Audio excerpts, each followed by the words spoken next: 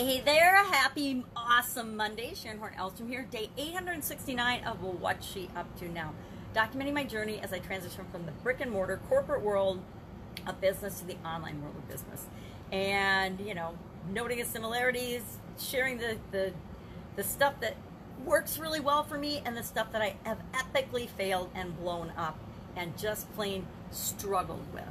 Doing a Get Up and Go challenge, a 40-day challenge, was challenged with a group of 150,000, 175,000 entrepreneurs to do our own 40-day challenge. And since I've been doing challenges for decades, of course I said yes, and I was doing the Get Up and Go challenge as a 5-day challenge. I did 30 days in the month of April to just help people to know what to do during this crazy year of 2020, during the pandemic. What can you do? Because there's always things we can do, even when we feel like we're shut down and can't do. And I wanted to make sure people understood that, hey, no matter what, there's always things that we can and should be doing to move our life in the direction we want it to. And sometimes I personally have looked at the pandemic as a huge gift to stop in my tracks and make sure that my priorities were in alignment with what I really want. And I've only ever had a couple other opportunities to do that in my life. One was my sudden cardiac arrest, when I, just like the economy and the world, dead stopped due to my health.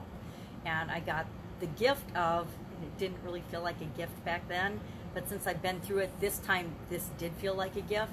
Didn't really feel like a gift when my whole world blew up last time, but it was a necessary thing because the direction my life was going wasn't in my own best interest. It wasn't right for me.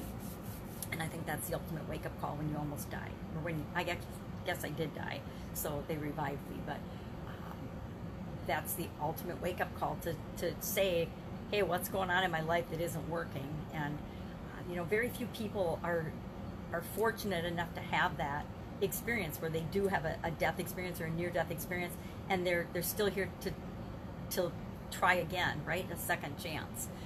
We all can have a second chance every day. Every day is a new beginning, right? Every day, no matter what's happened in our past, there's nothing we can do about it. We can always start over today or tomorrow.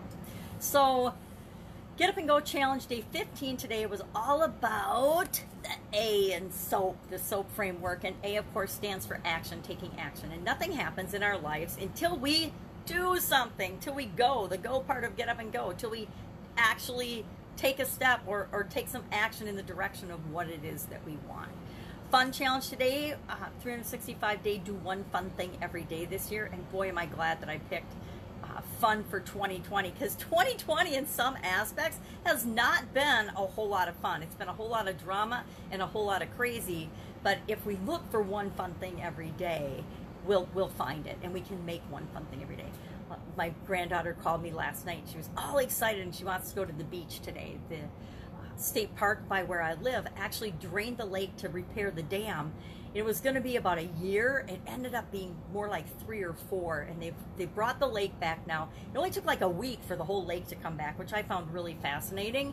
And so the lake is back, and so she wants to go to the beach there today, and I said yes. But it was so fun that she called and was so excited. You know how you can hear just joy and overwhelm in their little voices, and it just, you know, warms your heart. So hopefully the weather will cooperate. Can't really tell yet. It's still early here if we're going to have a beautiful sunny day, but I'm hoping that we do, so that we can have some fun today. Fun challenge was day, I think, 160 today. So of our 365-day challenge, I didn't start the first of the year this time because I was carrying over from doing one thing every day that makes me happy. Because last year I knew I needed a lot more happiness in my life in 2019.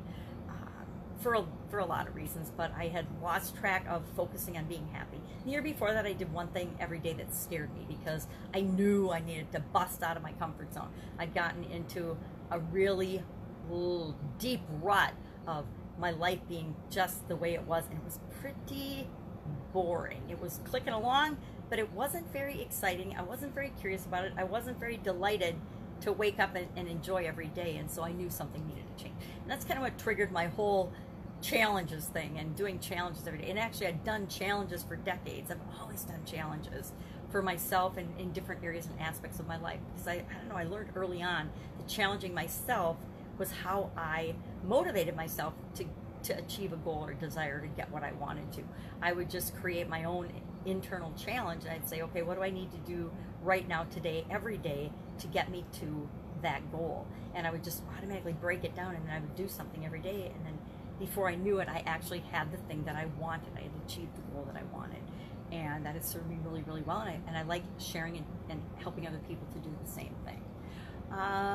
What else is going on? Working on a branding project with a branding mastermind and a branding accountability group that I'm in, and a coaching program. So it's somebody else's. We all need coaches sometimes. And this is an area that I have not done.